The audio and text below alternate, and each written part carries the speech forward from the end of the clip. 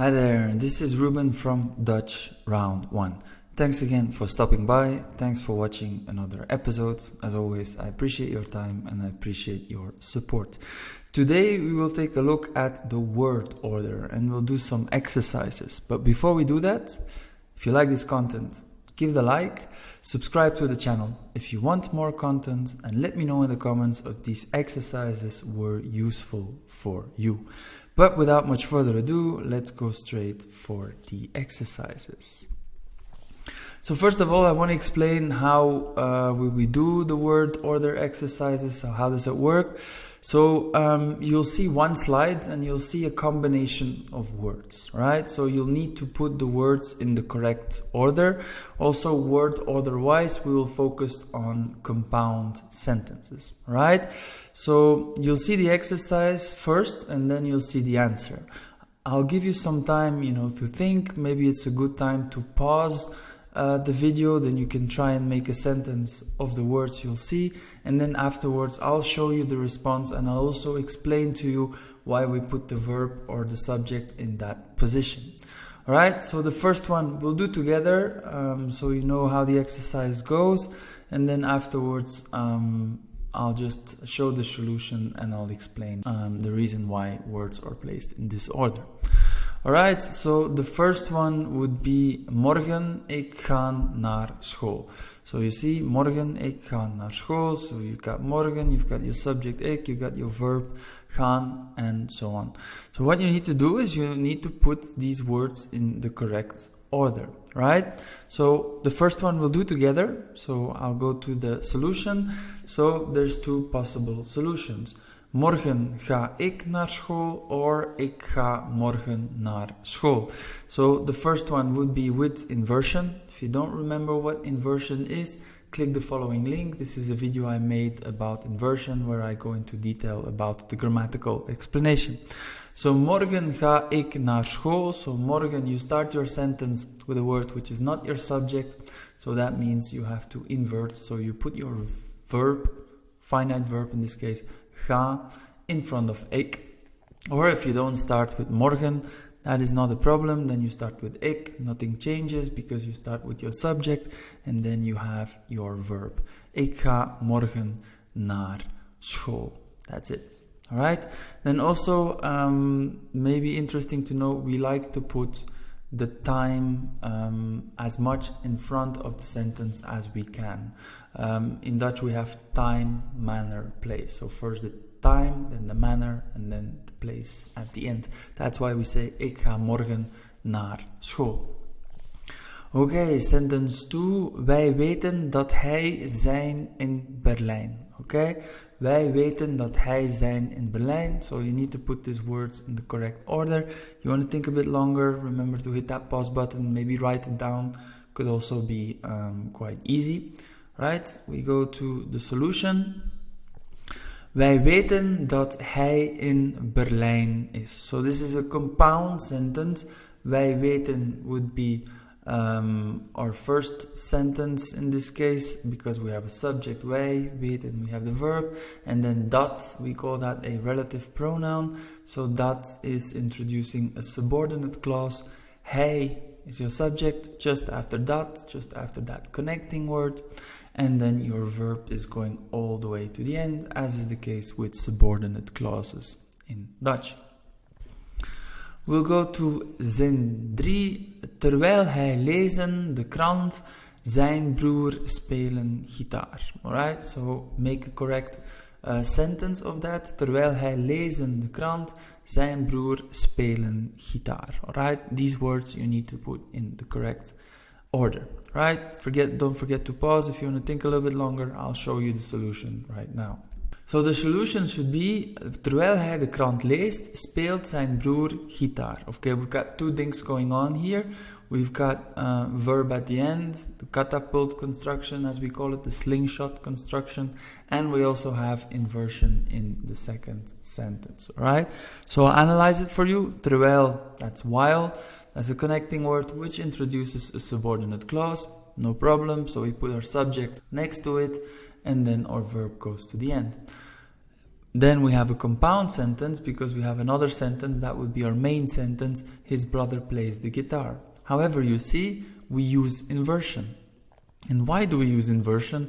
Well, basically, we have a compound sentence, but actually, you know, grammatically seen, it can also be seen as a whole. So if you start your sentence with a subordinate clause, that is not your subject. It's not zijn broer. Zijn broer would be the subject of the main clause. So that means that you also have to do inversion, right?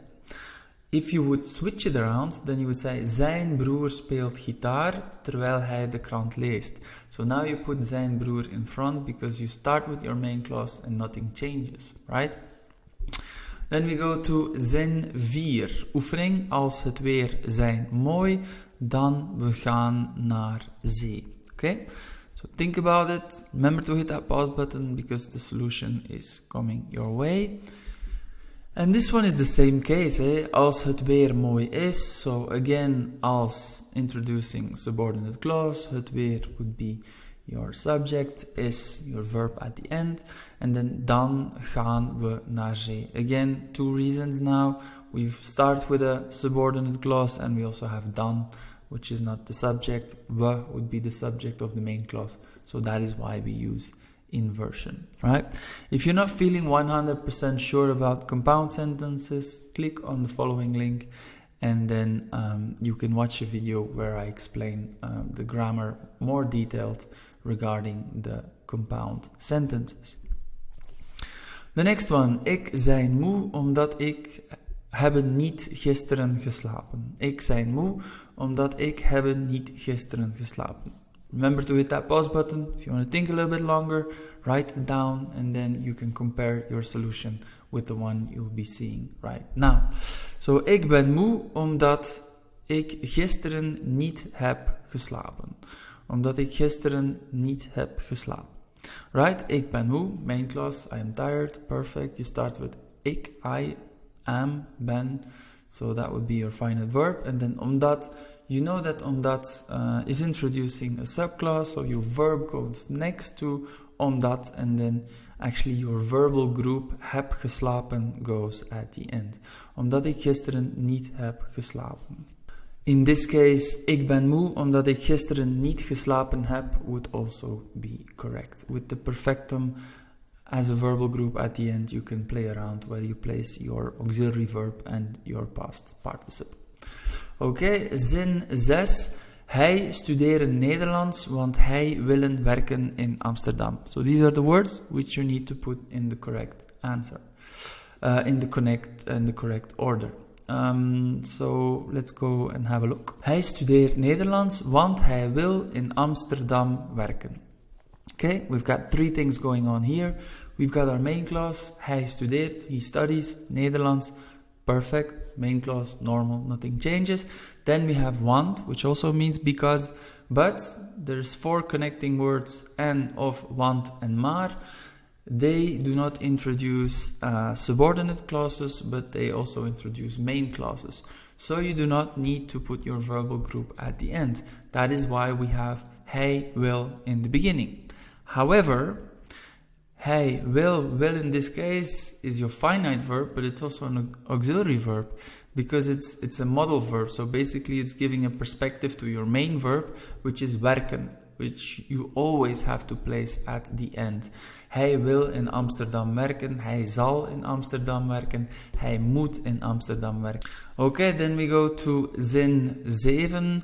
Ik zullen kopen vandaag een boek. Ik zullen kopen vandaag een boek. Right? Let's take a look at our solution. Ik zal vandaag een boek kopen, of vandaag zal ik een boek kopen. Right? So basically we've got a future tense. Zullen is also a modal verb. So ik zal, perfect subject verb in the beginning, kopen, or main verb is going all the way to the end. Ik zal kopen vandaag een boek. Doesn't work in Dutch. We put our main verb, if it's preceded by an auxiliary verb or a modal verb, at the end. Or we can also use inversion when we start off with vandaag and we say vandaag zal ik een boek kopen. It depends if you want to start with ik, or it depends if you want to start with vandaag. We go to the next one. Ik weet het niet of hij zullen komen morgen. Ik weet het niet of hij zullen komen morgen. Let's take a look at the solution. Ik weet niet of hij morgen zal komen. Alright? Ik weet niet, that would be our main clause, I don't know. Of hij morgen zal komen. Now, this one might be a little bit confusing because I've just said en, of, want, and maar. With compound sentences, they introduce a main clause. But that is the case if of means or, right? In this case, it means if. I don't know if he will come tomorrow, right? You could also use als. Ik weet niet als hij morgen zal komen. But in this case, sometimes in Dutch, we also use of. So if of means or, no problem. Main clause or introduction of a main clause. However, if that of has a connotation of if, then again it's a subordinate clause. We put our subject after of, after that connecting word, and our verbal group is going to the end, as you can see in the sentence. Okay, we'll go to the next one. Hij blijven thuis of hij gaan naar de bioscoop. Hij blijven thuis of hij gaan naar de bioscoop. Right? Let's see what the solution is. Okay, so basically this reverts back to the explanation I did with sentence 8. So now of means or, right? So if of as a connecting word means or, then it also introduces a main clause. That is why you have your subject, hij, blijft your finite verb in the first main clause, perfect position, unchangeable sentence. Then we go to the connecting word of, hij gaat, also an unchangeable sentence because your hij is your subject standing in front, and then your finite verb follows immediately after your subject. Alright, so that's a normal subject verb or finite verb construction.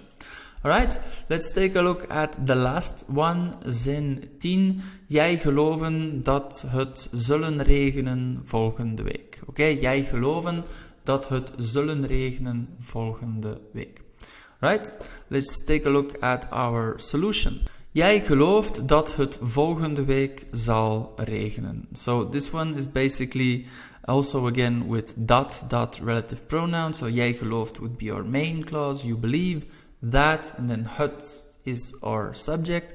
We place it in the beginning, and then volgende week zal regenen, will rain. That would be our verbal group, which go to the end. Okay, so these were the exercises. Word order in Dutch is a little bit complicated, I agree. But I hope this was useful for you. I hope you got some new insights. I hope the grammar became a little bit easier for you. Don't forget to give it a like if you like this content. Subscribe to the channel if you want more. And let me know in the comments if this exercise or explanations were useful for you. I want to thank you again for watching another episode. I wish you a great rest of the day, and stay tuned for another episode of Dutch Round 1. Ciao.